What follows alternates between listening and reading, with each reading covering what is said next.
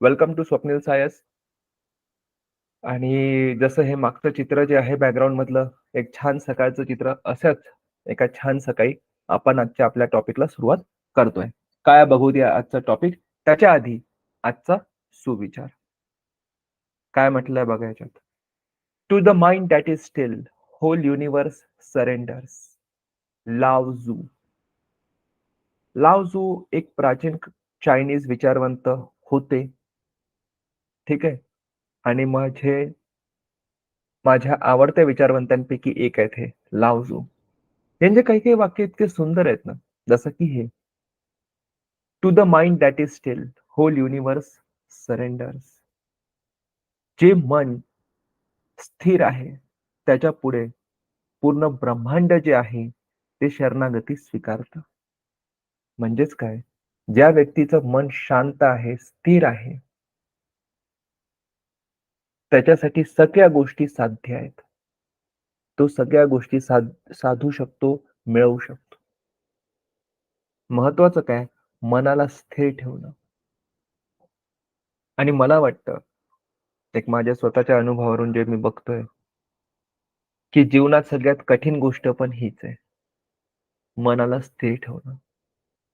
कारण मुळातच प्रत्येक व्यक्तीचं मन जे आहे ते चंचल असतं.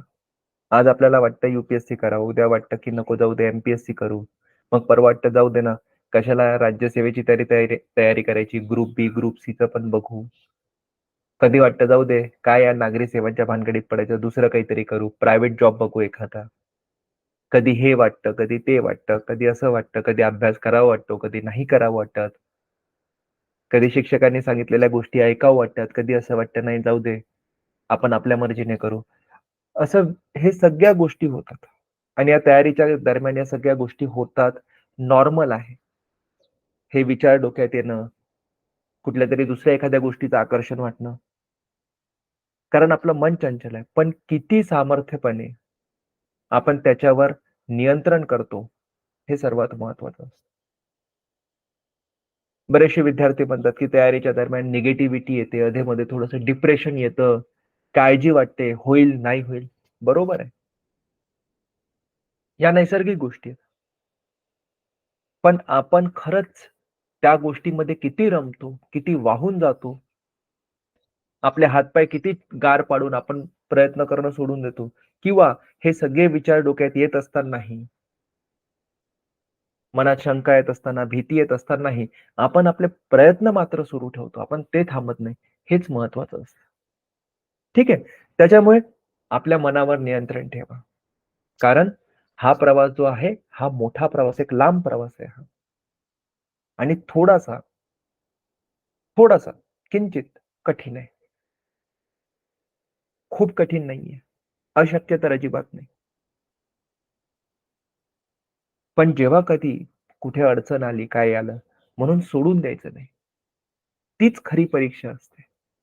तुम्ही त्या अडचणींवर मात कसं करता, आपले प्रयत्न कशी सुरू ठेवता, हीच परीक्षा आहे.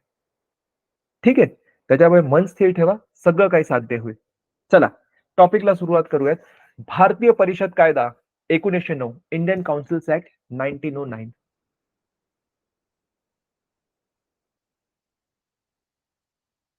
ठीक आहे. 1909 चा कायदा आहे. काय आहे बघा या कायद्यामध्ये. थोडंसं हा कायदा मध्ये याच्यातल्या तरतुदी सांगायच्या आधी थोडी एक याच्याबद्दल पार्श्वभूमी सांगतो. म्हणजे लक्षात येईल की या कायद्यामध्ये ज्या तरतुदी आपण बघणार आहोत, त्या तरतुदी का टाकण्यात आल्या. अजूनपर्यंत आपण इतिहास शिकलेलो नाहीये, भारताचा इतिहास.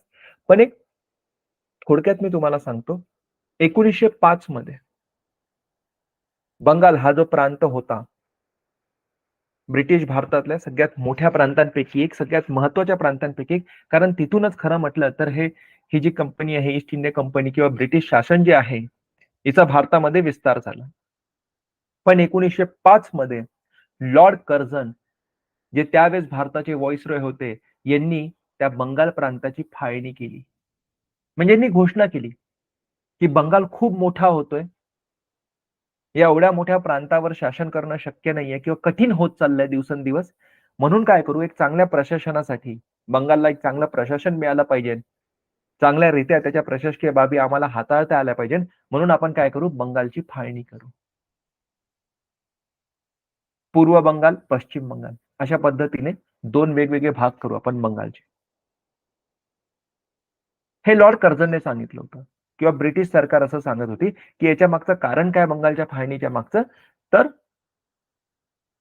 प्रशासकीय कारणं. बंगाल खूप मोठा प्रांत आहे. लोकसंख्या खूप जास्त आहे. त्याच्यामुळे जर 2 भाग केले, तर प्रशासनाला ते सोपं जाईल.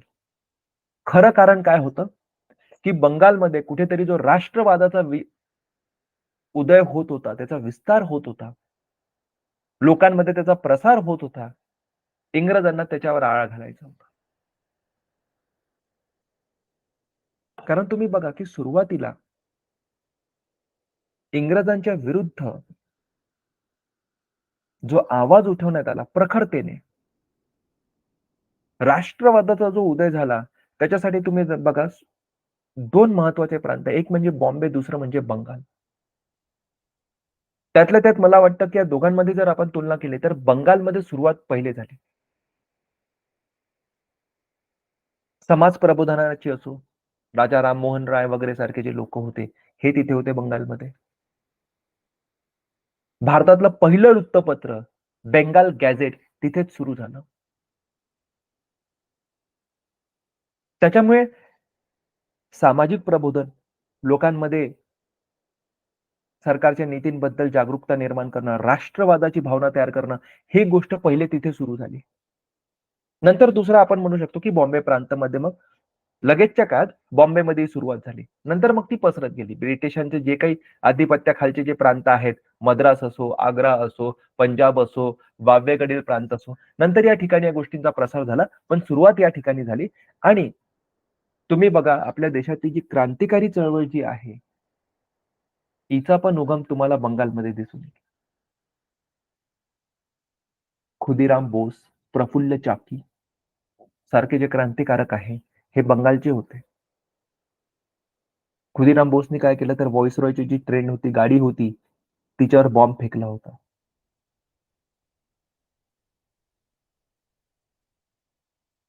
बंगालचे होते हे लोक.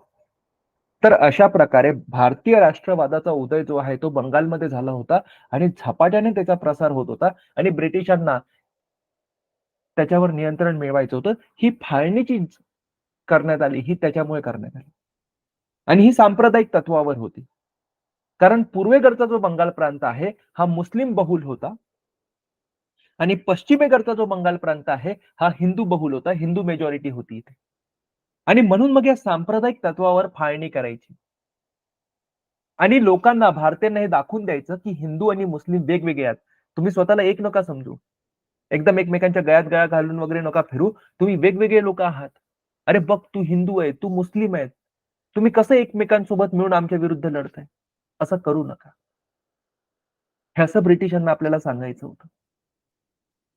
त्यांना आपसात भांडणं घडवून आणायची होती.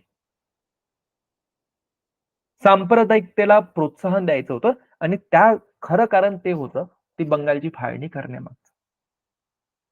आणि हे लोकांच्या लक्षात आलं. भारतीय लोकं काही एवढे मूर्ख नव्हते. त्यांच्या लक्षात आलेलं होतं, ही फाळणी काय फाळणी जी आहे ती कशासाठी केली जाते आणि भारतीयांनी त्याला तीव्रतेने विरोध केला.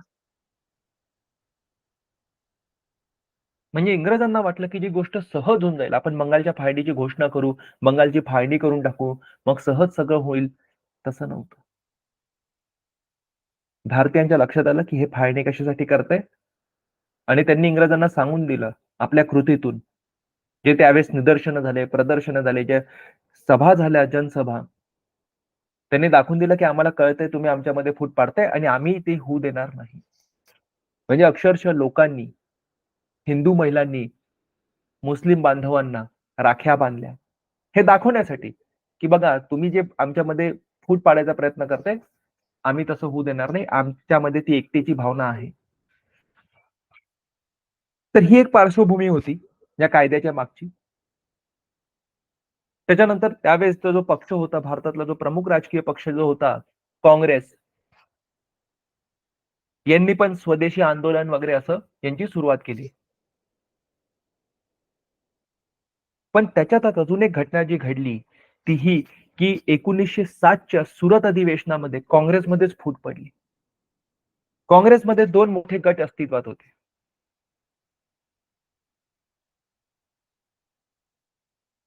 तुम्ही थोडंसं तुम्हाला कल्पना असेल, साम्यवादी आणि जहालवादी, मॉडरेट आणि एक्स्ट्रीमिस्ट. मॉडरेट म्हणजे काय? असे लोक की जे म्हणायचे, ठीक आहे, इंग्रजांविरुद्ध आपल्याला संघर्ष करायचा आहे, पण तो कायदेशीर मार्गाने करायचा.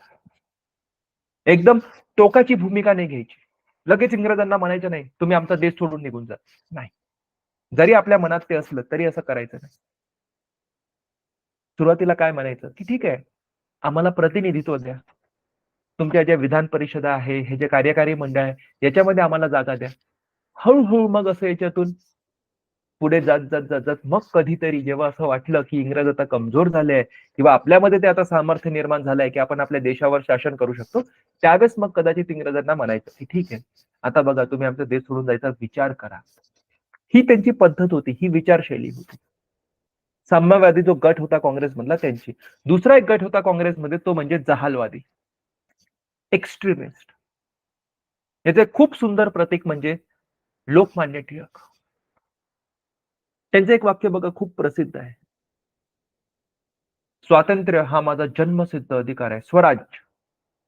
स्वराज्य हा माझा जन्मसिद्ध अधिकार आहे आणि तो मी मिळवणारच. एकदम जहालवादी भूमिका. तुम्हाला याच्यातून दिसून येतं, की मला काय पाहिजे नाही, स्वराज्य. कारण तो माझा जन्मसिद्ध अधिकार आहे. आणि तो मी तुम्हाला मागून, विनवण्या करून, विनंती करून नाही घेणार. तो मी मिळवणारच. याच्यातून तुम्हाला दिसून येतं, की हे जहालवादी विचारशैली झाली. असे बरेचसे लोक होते. काँग्रेसमधला एक खूप मोठा गट होता, ज्यांची विचारशैली या पद्धतीची होती, की इंग्रज हे बाहेरून आलेले लोक, यांनी आपला देश सोडून जायला पाहिजे. आणि मग यांच्यामध्ये जे 1907चं जे सुरत अधिवेशन झालं काँग्रेसचं, याच्यामध्ये फूट पडली. बाकी डिटेलमध्ये आपण नंतर चर्चा करू इतिहासाची. पण एक थोडक्यात लक्षात घ्या. आणि आता इंग्रजांना ही संधी वाटली. कारण कुठेतरी एक इंग्रज विरोधी वातावरण तयार झालं होतं त्या बंगालच्या फाळणीमुळे. सरकारला विचार करायचा होता, की हे जे आपल्या विरुद्ध एवढं जे प्रचंड तीव्र वातावरण तयार झालंय, याच्यात काय करायचं? आणि दुसरी गोष्ट जी 1907 मध्ये जी काँग्रेसमध्ये फूट पडली, ही सरकारला एक चांगली संधी वाटली.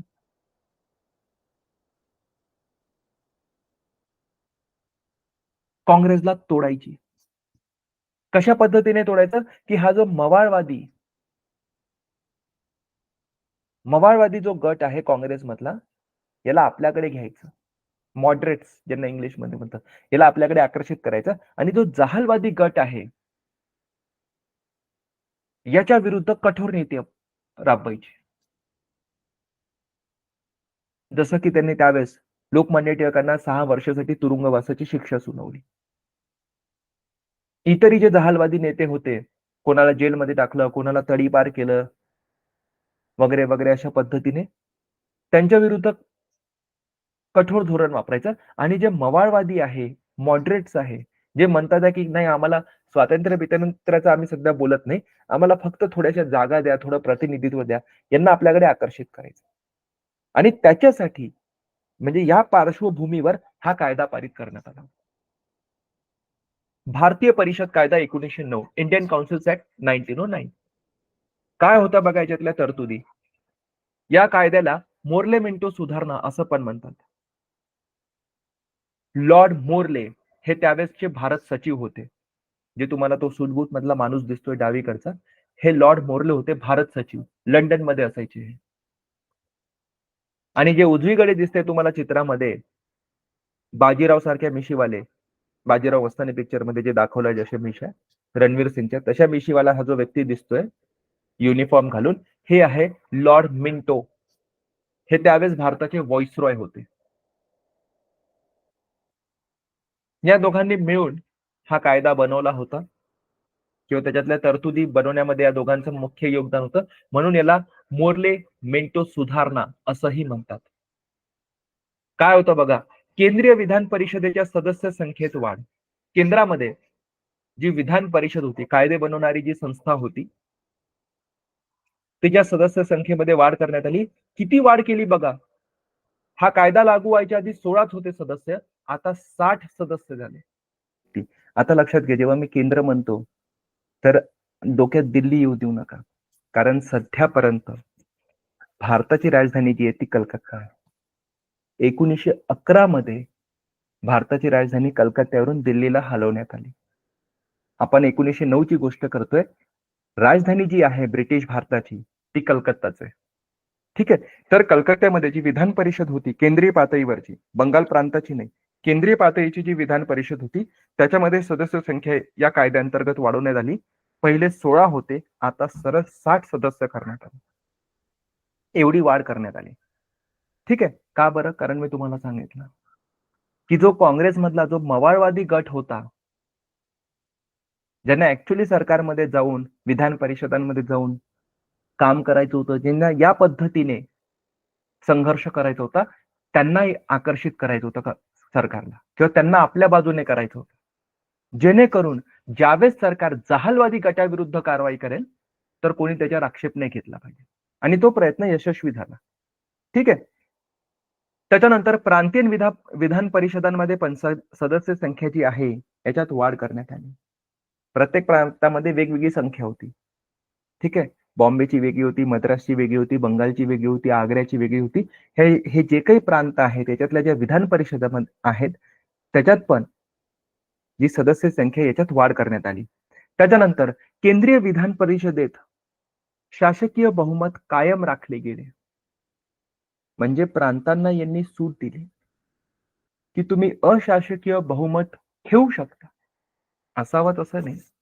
पण अशासकीय म्हणजे जे सरकारी कर्मचारी नाही आहेत, त्यांचं पण बहुमत ठेवू शकता. समजा बॉम्बे प्रांतामध्ये 100 जागा आहेत. तर या 100 पैकी तुम्ही 50च्या वर जागा अशासकीय सदस्यांसाठी ठेवू शकता. पण केंद्राची जी विधान परिषद होती याच्यामध्ये असं नव्हतं. याच्यामध्ये शासकीय बहुमत म्हणजे जे सरकारी कर्मचारी जे आहे त्यांचंच बहुमत राखण्यात आलं.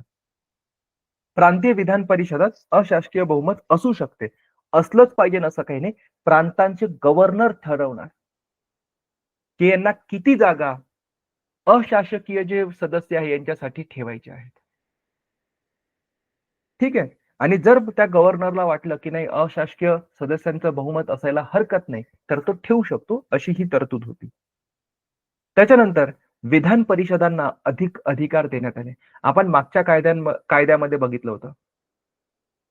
1892 चा जो आपण कायदा बघितला, त्याच्यात बघितलं, की अर्थसंकल्पावर चर्चा करण्यात आली. कार्यकारी पुढे प्रश्न मांडण्याचा अधिकार. असे काही अधिकार देण्यात आले, की तुम्ही अर्थसंकल्पावर चर्चा करू शकता. तुम्ही जे कार्यकारी जे सदस्य आहेत, त्यांना प्रश्न त्यांच्या पुढे मांडू शकता वगैरे. आता अजून त्यांना जास्त अधिकार देण्यात आले. उदाहरणार्थ आता हे कार्यकारी विरुद्ध प्रस्ताव पारित करू शकतात. जर असं वाटलं एखाद्या सदस्याला किंवा काही सदस्यांना, की कार्यकारीची एखादी कृती चुकली आहे, तर त्याच्या विरुद्ध हे प्रस्ताव पारित करू शकतात. म्हणजे काही सरकार त्याच्या विरुद्ध काही ऍक्शन घेईलच असं काही नाही. पण ठीक आहे मग आम्ही प्रस्ताव मांडला, तो पारित केला, ठीक आहे. अशा पद्धतीचे अधिकार देण्यात आले. त्याच्यानंतर व्हॉइसरॉय प्रथमच व्हॉइसरॉयच्या कार्यकारी परिषदेमध्ये भारतीयाला स्थान देण्यात आले. आपल्याला माहिती आहे की व्हॉइसरॉय पहिले जे होतं की व्हॉइसरॉयकडेच सर्व अधिकार. नंतर मग तुम्ही बघितलं की व्हॉइसरॉयच्या अधिकारांचं वर्गीकरण करण्यात आलं. कार्यकारी अधिकार आणि विधायी अधिकार. म्हणजे विधायी अधिकार म्हणजे काय? कायदे बनवण्याचे अधिकार. कार्यकारी अधिकार म्हणजे बाकी जे कामं आहेत, एक्झिक्युटिव्ह वर्क त्याचे अधिकार. आणि मग हे कार्यकारी अधिकार राबवण्यासाठी एक कार्यकारी परिषद बनवण्यात आली व्हॉइसरॉयची. सुरुवातीला त्याच्यात 4 सदस्य होते, मग 6 सदस्य करण्यात आले. आता असे तरतूद होती की त्याच्यामध्ये भारतीयाला पण स्थान दिलं पाहिजे. आणि मग व्हॉइसरॉयने सत्येंद्र प्रसाद सिन्हा यांना ते स्थान दिलं. जे तुम्हाला इथे चित्रामध्ये दिसत आहेत. सत्येंद्र प्रसाद सिन्हा हे भारतीय व्यक्ती होते. यांना व्हॉइसरॉयनी आपल्या कार्यकारी परिषदेमध्ये स्थान दिलं. कोण होते हे सत्येंद्र प्रसाद सिन्हा? बेसिकली एका श्रीमंत घरातील व्यक्ती होते बंगालच्या. उच्च शिक्षित व्यक्ती होते.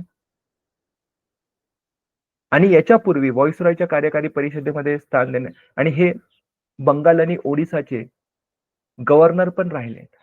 म्हणजे काय? असं कोणालाही स्थान दिलं नाही व्हॉइसरॉयने, की चल कुठलाही भारतीय उचलू दे, त्याला जागा देऊ दे. नाही. सत्येंद्र प्रसाद सिन्हा असे व्यक्ती होते की जे त्यांचं शिक्षण लंडनमध्ये झालं होतं. शिक्षणाने वकील होते ते. लंडनमध्ये वगैरे शिकून आले होते.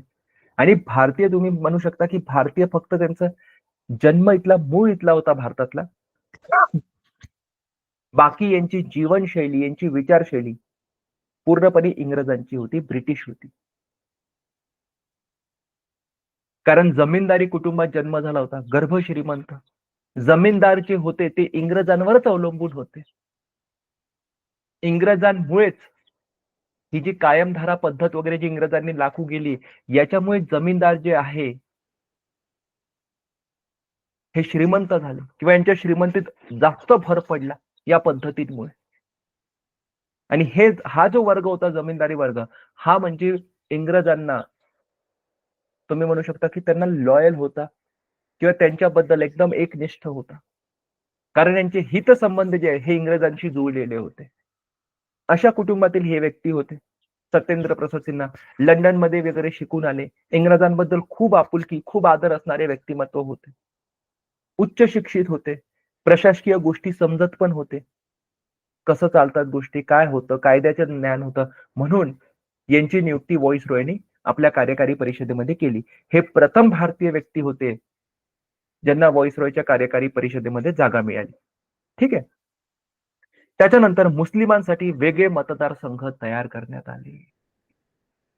म्हणजे काय? वेगळा मतदारसंघ तयार करण्यात आला म्हणजे काय मुस्लिमांसाठी? तर जो मुस्लिम बहुल भाग आहे, आता तुम्ही बघा केंद्रीय पातळीवर विधान परिषद आहे, प्रांतीय पातळीवर विधान परिषद आहे. इथे सदस्यांची नियुक्ती करायची आहे. अजूनही निवडणूक हा शब्द कुठे आलेला नाही. आपले प्रतिनिधी निवडून देण्याचा अधिकार भारतीयांना वगैरे काही देण्यात आलेला नाही आहे.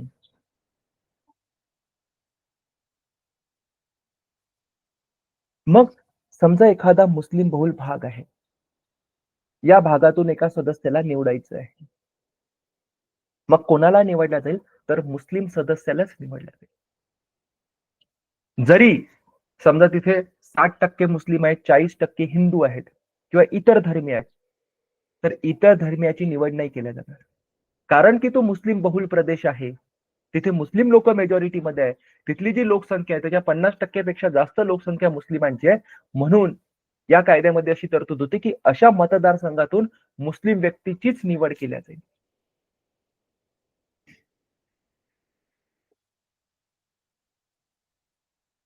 जसं की एक उदाहरण बघा तुम्ही, पूर्व बंगाल, ईस्ट बेंगाल हा जो प्रांत तयार करण्यात आलेला होता तो मुस्लिम बहुल होता. मग जेव्हा या प्रांताच्या विधान परिषदेमध्ये सदस्यांची निवड केल्या जाईल, तर कुठले सदस्य असतील? ते मुस्लिमच असतील. आता तुम्ही विचार करा, ईस्ट बंगालमध्ये सर्वच्या सर्व जी लोकसंख्या आहे ती मुस्लिम होती का? नाही.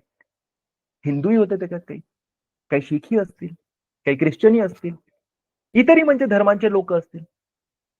ठीक आहे, मुस्लिम बहुल आहे, 50% जास्त लोकसंख्या मुस्लिम आहे, समजा 55 असेल, 60% मुस्लिम असेल, पण 40% तर इतर होते, त्यांचा विचार केला जाणार. मुस्लिम बहुल जे मतदारसंघ आहेत त्याच्यातून मुस्लिम व्यक्तीचीच निवड केल्या जाईल. याला म्हटलं जातं वेगळा मतदारसंघ. आणि कारण की हे सांप्रदायिक तत्वावर तयार करण्यात आलं होतं, म्हणून याला सांप्रदायिक मतदारसंघ, कम्युनल इलेक्टोरेट असंही म्हणतात. त्याची सुरुवात जी आहे ती या कायद्यामध्ये भारतीय परिषद कायदा 1909, इंडियन काउन्सिल्स ऍक्ट 1909. याचं एक प्रमुख वैशिष्ट्य म्हणजे कम्युनल इलेक्टोरेट, सांप्रदायिक किंवा जातीय मतदारसंघ. आणि म्हणून हा जो लॉर्ड मिंटो जो आहे, हा ज्यावेळेस तो जो भारताचा व्हाईसरॉय जो होता, त्याला सांप्रदायिक मतदारसंघाचा जनक किंवा फादर ऑफ कम्युनल इलेक्टोरेट म्हणतात. कारण ही बेसिकली याची आयडिया होती, मोर्लेची नव्हती, ही मिंटोची आयडिया होती. जे त्यावेळेस भारताचे व्हाईसरॉय होते, ही कल्पना त्यांची होती. की ठीक आहे, भारतीय म्हणतात ना आम्ही फाळणीला विरोध करू, आम्ही सगळे एक आहोत, हिंदू मुस्लिम भाई भाई वगैरे असे म्हणतात ना, चला यांच्यामध्ये फूट पाडू, म्हणून ही तरतूद टाकली याच्यात. की ठीक आहे, ते मुस्लिम बहुल मतदारसंघ आहे ना, त्याच्यातून आम्ही मुस्लिमांनाच निवडू. तुम्हाला नाही निवडणार, इतर कुठल्याही धर्माला नाही निवडणार, हिंदूला नाही निवडणार. बघू तुमच्यामध्ये किती एकोप आहे, किती तुम्ही त्या गोष्टीचं स्वागत करता. आणि जे आपण सहसा लहानपणापासून ऐकलंय, वाचलंय, डिव्हाइड अँड रूल पॉलिसी, हे त्याचं प्रतीक आहे.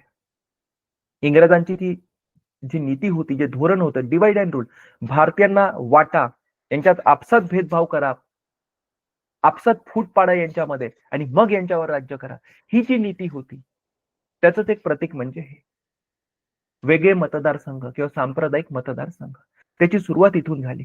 पुढे अजून याचा विस्तार झालाय. कशा पद्धतीने झालाय ते बघूयात. भारत सरकार कायदा 1919, गव्हर्नमेंट ऑफ इंडिया ऍक्ट 1919. 1909 चा कायदा झाल्यानंतर 10 वर्षाने भारत सरकारने हा कायदा पारित केला. का पारित केला याचं पण एक पार्श्वभूमी लक्षात घ्या, ऐतिहासिक पार्श्वभूमी. तुम्हाला माहितीये की 1914 मध्ये पहिलं विश्वयुद्ध सुरू झालं, वर्ल्ड वॉर 1. ते भलेही लढल्या युरोपमध्ये गेलं, पण त्याचा भयानक फटका भारताला पडला. आपले बरेचसे भारतीय सैनिक जे त्यावेळेस ब्रिटिश सेनेमध्ये होते, ते तिथे गेले युरोपमध्ये, वेगवेगळ्या भागात, वेगवेगळ्या रणभूमीवर लढले. बरेचसे लोक तिथे शहीद झाले. तिथेच त्यांचा अंत्यविधी करण्यात आला. परत ते भारतात आलेही नाही. आणि मोठ्या प्रमाणावर एक साधन सामग्री भारतातून तिथे पाठवण्यात आली आणि जाणीवपूर्वक पद्धतीने भारतामध्ये दुष्काळ किंवा भूकमरी तयार करण्यात आली. लाखो भारतीय त्यावेळेस मरण पावले. कारण की जे भारतीयांचं हिस्साचं अन्न जे होतं, जे भारतात पिकलं होतं, जे भारतीयांना मिळायला पाहिजे होतं, ते या इंग्रजांनी युरोपमध्ये पाठवलं. कारण युरोपमध्ये लढाई सुरू होती. 4 वर्ष हे आपसातच लढत होते. शेतीचं नुकसान झालं होतं. प्रचंड प्रमाणात सैनिकांना त्यांनी पाठवलं होतं. सैनिकांना राशन कुठून मिळणार? इथूनच पाठवलं. आणि हे पाठवत असल्यामुळे काय झालं, आपले इथले जे बिचारे निरपराध निर्दोष लोक जे होते, लाखो लोक, ते उपासमारीने मरण पावले. प्रचंड आर्थिक अडचणींचा सामना करावा लागला भारतीयांना. एक सामान्य भारतीय व्यक्तीला, कुटुंबाला प्रचंड आर्थिक संकटाला जे आहे त्याला समोरं जावं लागलं. महागाई प्रचंड वाढली होती आणि त्याच्या विरुद्ध परत इंग्रजांबद्दल भारतीयांमध्ये एक प्रकारे आक्रोश तयार होत होता.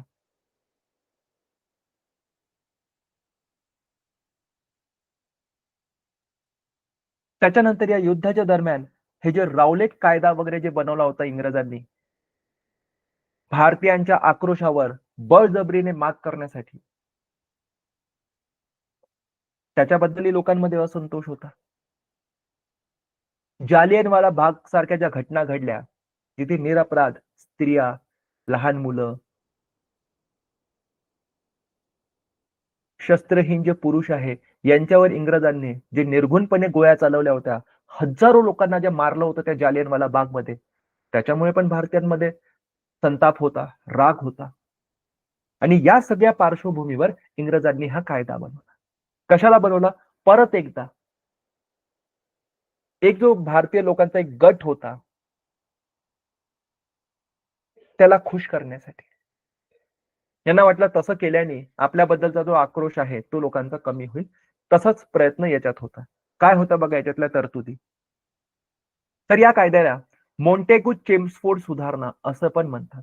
कारण त्यावेळेस भारत सचिव जे होते, सेक्रेटरी ऑफ स्टेट, ते लॉर्ड मॉन्टॅगू होते तिकडे लंडनमध्ये.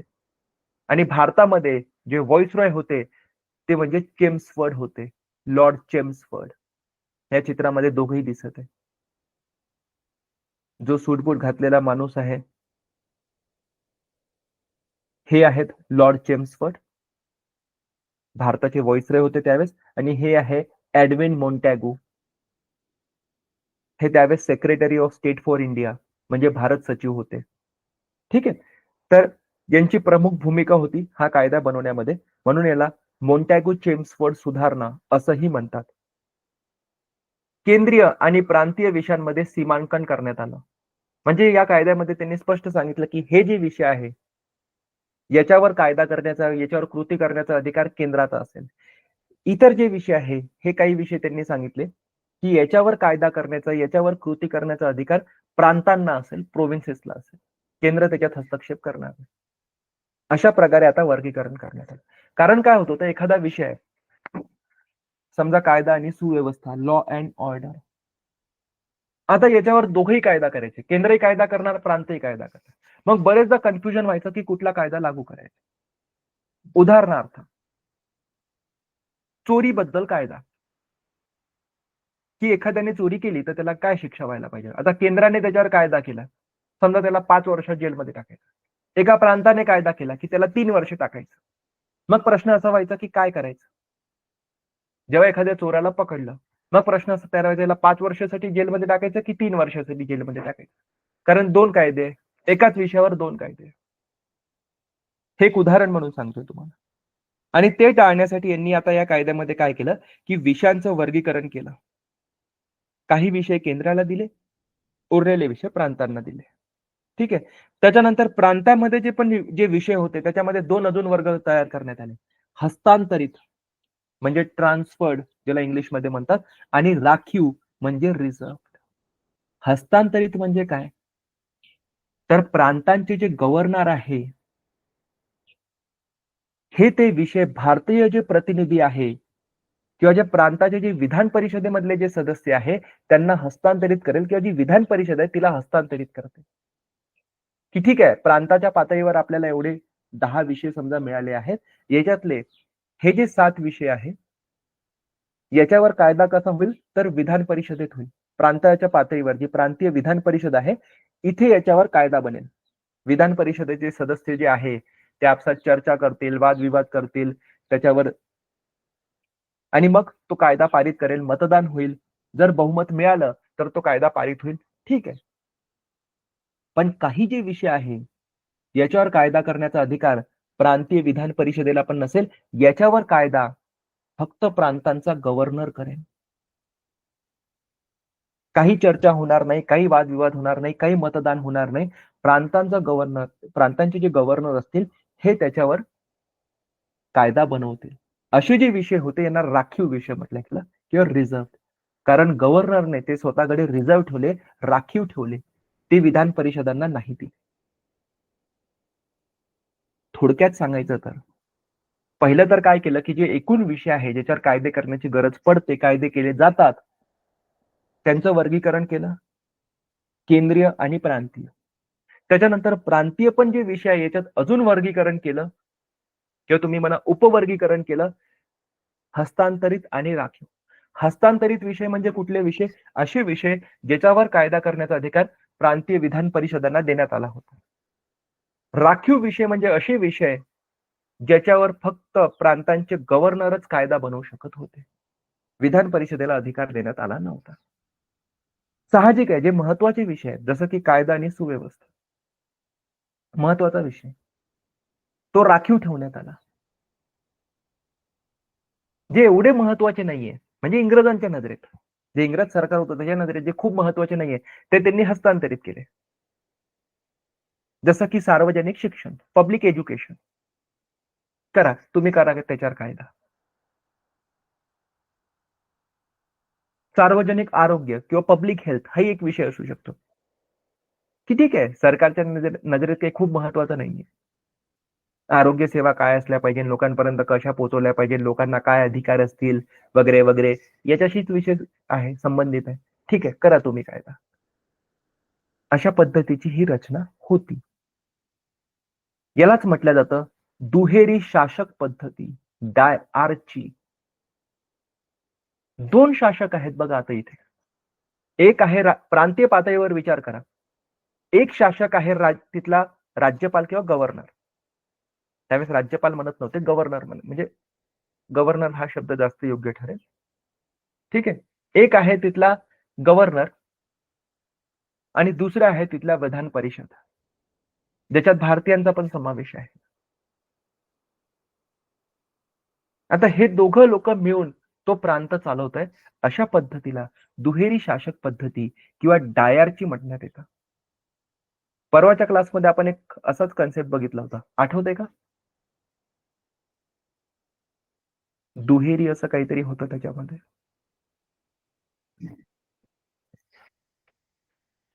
Pitt's India act. हो. काय होतं फिट्स इंडिया ऍक्ट मध्ये?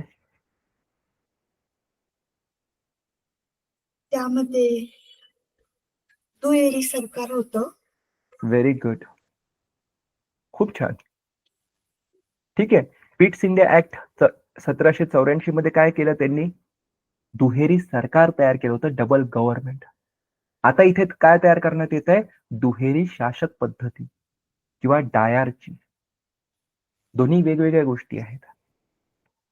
दुहेरी सरकार म्हणजे काय होतं?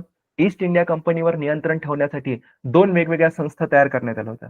एक होती कोर्ट ऑफ डायरेक्टर्स, जी त्याचे व्यापारी कामं बघेल, आणि दुसरं होतं बोर्ड ऑफ कंट्रोल, जी त्याची राजकीय, प्रशासकीय आणि लष्करी कामांवर नियंत्रण ठेवेल.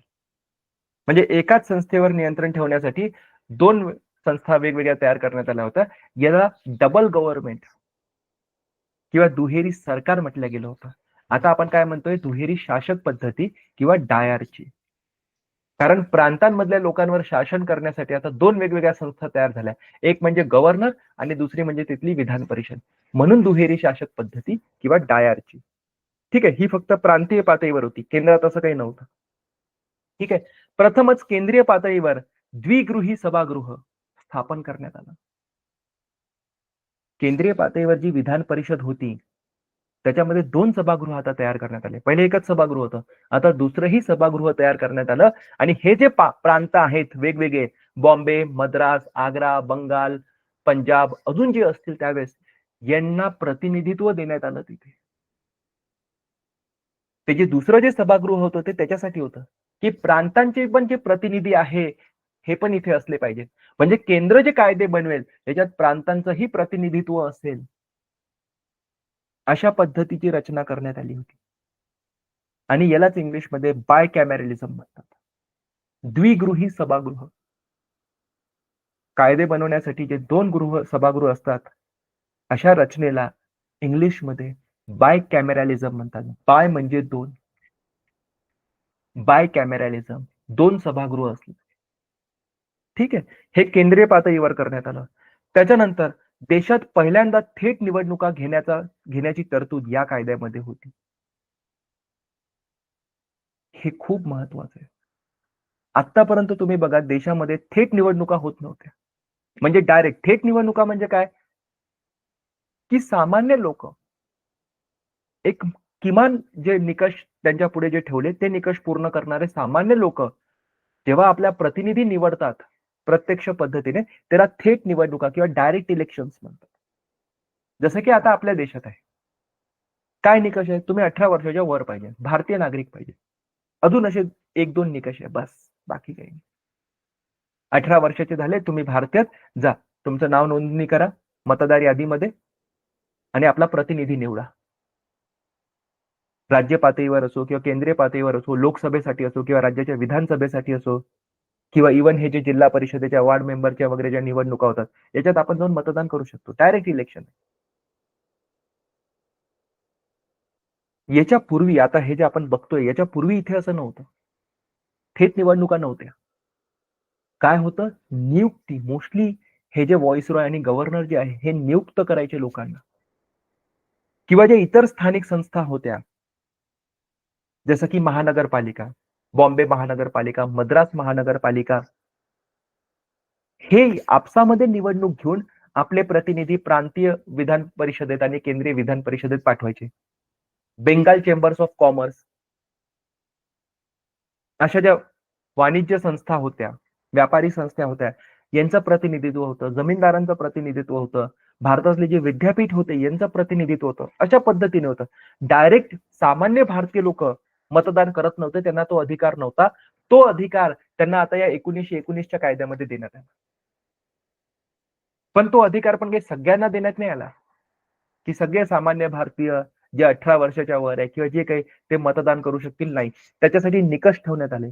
कुठले निकष आहे? मालमत्ता, कर आणि शिक्षण. सरकारने सांगितलं की कमीत कमी त्याच्याकडे इतकी मालमत्ता असली पाहिजे, प्रॉपर्टी असली पाहिजे. उदाहरणार्थ, आता हे काल्पनिक उदाहरण आहे, खरं नाही, एक फक्त समजा त्याचं स्वतःचं घर असलं पाहिजे. किंवा त्याची कमीत कमी, जर समजा ग्रामीण भाग आहे तर त्याची कमीत कमी समजा 2 एकर शेती असली पाहिजे त्याच्याकडे. तोच माणूस मतदान करू शकेल. म्हणजे मालमत्ता एक तर. दुसरं म्हणजे कर. तो कर भरणारा असला पाहिजे. तुम्हाला माहिती आहे सध्याच्या घडीला आपल्या देशातली लोकसंख्या जवळपास 150 कोटी आहे. या 150 कोटीपैकी हार्डली 7 ते 8% लोक प्रत्यक्ष कर भरतात. डायरेक्ट टॅक्स, इन्कम टॅक्स समजा. डायरेक्ट टॅक्सचं एक उदाहरण. 7 ते 8% लोक आपल्या देशातले जे प्रत्यक्ष कर भरतात. 90% वर लोक आहेत जे प्रत्यक्ष कर भरत नाही. कर आपण सगळेच भरतो. तुम्ही काही घ्या, एक साधा पेन घ्या 10 रुपयाचा, त्याच्यावर जीएसटी लागतो. हॉटेलमध्ये चहा प्या, 20 रुपयाचा, त्याच्यावर जीएसटी लागते. तो अप्रत्यक्ष कर आहे, इनडायरेक्ट टॅक्स आहे तो.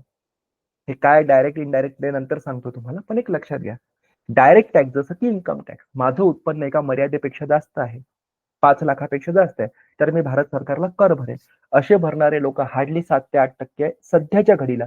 तुम्ही विचार करा त्यावेळेस किती असेल, आजपासून 100 वर्ष आधी, 1919 मध्ये हार्डली 2-3% भारतीय असतील की जे कर भरत असतील. त्यांनाच अधिकार होता मतदानाचा. आणि तिसरी एक अट होती ती म्हणजे शिक्षण. किमान एवढं शिक्षण असलं पाहिजे. जो अशिक्षित व्यक्ती आहे त्याला अधिकार नव्हता. सध्याच्या घडीला आपल्या देशातला जो लिटरसी रेट आहे तो जवळपास 75%. जवळपास. स्वातंत्र्य मिळाल्याच्या 75 वर्षानंतरची गोष्ट करतोय आपण. आज आपल्या देशात शिक्षणाचा जो दर आहे तो 75% आहे. स्वातंत्र्य मिळायच्या आधीचा तुम्ही विचार करा काय असेल. ज्यावेळेस आपल्या देशाला स्वातंत्र्य मिळालं त्यावेळेस आपल्या देशाचा शिक्षणाचा दर काहीतरी 30 की 35% होता 1947 मध्ये. 1919 मध्ये तर त्याच्यापेक्षा कमी असेल. म्हणजे ऍक्च्युली याने डायरेक्ट इलेक्शनची तरतूद टाकली. थेट निवडणुका होतील, लोकांना मतदान करण्याचा अधिकार असेल, भारतीय लोक आपले प्रतिनिधी स्वतःहून निवडतील. पण किती टक्के लोकांना अधिकार दिला? खूप कमी लोकांना. ठीक आहे, पण ही एक सुरुवात होती. एक प्रत्यक्ष निवडणुकांची सुरुवात होती आपल्या देशात, थेट निवडणुकांची. ठीक आहे. त्याच्यानंतर व्हॉइस रॉयच्या कार्यकारी परिषदेमध्ये आता 6 पैकी 3 लोक भारतीय असतील. व्हॉइसरॉयची जी कार्यकारी परिषद जी होती, एक्झिक्युटिव्ह काउन्सिल, ही एकूण 6 सदस्यांची होती. आता या कायद्यामध्ये अशी तरतूद करण्यात आली की 6 पैकी 3 लोक भारतीय असलेच पाहिजे. मागच्या कायद्यामध्ये 1909च्या कायद्यामध्ये तुम्ही बघा की सुरुवात झाली होती. पहिल्यांदा सत्येंद्र प्रसाद सिन्हाला व्हॉइसरॉयच्या कार्यकारी परिषदेमध्ये जागा देण्यात आली होती. आता यांनी काय म्हटलं की 3 लोकांना घ्या, भारतीयांना. ठीक आहे. त्याच्यानंतर सांप्रदायिक प्रतिनिधित्वाचा विस्तार, कम्युनल रिप्रेझेंटेशन जे आहे किंवा सांप्रदायिक प्रतिनिधित्व, जाती धर्माच्या आधारावर जे प्रतिनिधित्व देण्यात येत होतं, याच्यामध्ये अजून त्याचा विस्तार करण्यात आला आणि वेगळे मतदारसंघ तयार करण्यात आले. कोणासाठी? शिखांसाठी, ख्रिश्चनांसाठी, अँग्लो इंडियनसाठी आणि युरोपियनसाठी वेगळे मतदारसंघ तयार करण्यात. कारण तो 1909चा जो यांचा प्रयत्न होता इंग्रजांचा भारतीयांमध्ये फूट पाडण्याचा, तो यशस्वी झाला होता. तुम्ही बघा हळूहळू हा जो मुस्लिम समुदाय आहे हा इतर भारतीय समुदायापासून कसा वेगळा होतोय किंवा याला केलं जात आहे, जाणीवपूर्वक पद्धतीने केल्या जात आहे. इंग्रज सरकार करत आहे वेगळं मतदारसंघ देऊन वगैरे वगैरे. आता त्याच्यात अजून यांनी भर पाडली. शिखांना वेगळा मतदारसंघ, ख्रिश्चनांना वेगळा मतदारसंघ, अँग्लो इंडियनना वेगळा मतदारसंघ, जे युरोपियन लोक होते भारतातले त्यांचा वेगळा मतदारसंघ. आणि हे सगळं कशासाठी केलं जातंय? भारतीयांमध्ये फूट पाडण्यासाठी. ठीक आहे. त्याच्यानंतर भारतासाठी उच्च आयुक्त हे नवीन कार्यालय तयार करण्यात आलं. हाय कमिशनर फॉर इंडिया. लंडन येथे हे नवीन कार्यालय स्थापन करण्यात आलं. आणि जे भारत सचिव जे आहे, ऍक्च्युली यांना लोड खूप जास्त होत होता भारताचा, त्याच्यामुळे यांचे काही कार्य या अधिकाऱ्याला देण्यात आले. भारतासाठी उच्च आयुक्त किंवा हाय कमिशनर फॉर इंडिया जे होते, यांना सेक्रेटरी ऑफ स्टेटची काही कामं जी आहे ते यांना सुपूर्द करण्यात आले. त्याच्यानंतर केंद्रीय लोकसेवा आयोगाची स्थापना करण्यात आली 1900, जी प्रत्यक्ष 1926 मध्ये अस्तित्वात आहे. या कायद्यामध्ये जी त्याची तरतूद होती की केंद्रीय सेवांमध्ये ज्या वरिष्ठ पदासाठी जी परीक्षा होते किंवा ज्या सेवा आहेत, वरिष्ठ सेवा भारत सरकारच्या, याच्यामध्ये लोकांची भरती करण्यासाठी एक केंद्रीय लोकसेवा आयोग असावा, अशी तरतूद या कायद्यामध्ये होती. आणि त्या तरतुदीनुसार 1926 मध्ये 1926 मध्ये केंद्रीय लोकसेवा आयोग स्थापन करण्यात आला. ठीक आहे. त्याच्यानंतर याच्यात ही तरतूद होती की 10 वर्षांनी एक वैधानिक आयोग स्थापन करण्यात येईल. स्टॅट्युटरी कमिशन, वैधानिक आयोग म्हणजे ज्याला कायदेशीररित्या मान्यता असेल, असा एक आयोग स्थापन करण्यात येईल, जो या कायद्याचं परीक्षण करेल. जो बघेल की खरंच या कायद्यामुळे 10 वर्षामध्ये भारताच्या राजकीय, प्रशासकीय आणि सामाजिक स्थितीवर काय प्रभाव पडला आहे. ठीक आहे. त्याचा अभ्यास करण्यासाठी 10 वर्षांनी एक आयोग स्थापन करण्यात येईल, अशी तरतूद याच्यात होती. आणि याच तरतुदी अंतर्गत पुढे जाऊन सायमन आयोग किंवा सायमन कमिशनची स्थापना करण्यात आली होती. ठीक आहे. सर जॉन सायमन त्याचे अध्यक्ष होते. ब्रिटिश संसदेचे सदस्य होते ते अध्यक्ष होते याचे. ठीक आहे. याच तरतुदी अंतर्गत ती स्थापन करण्यात आली होती.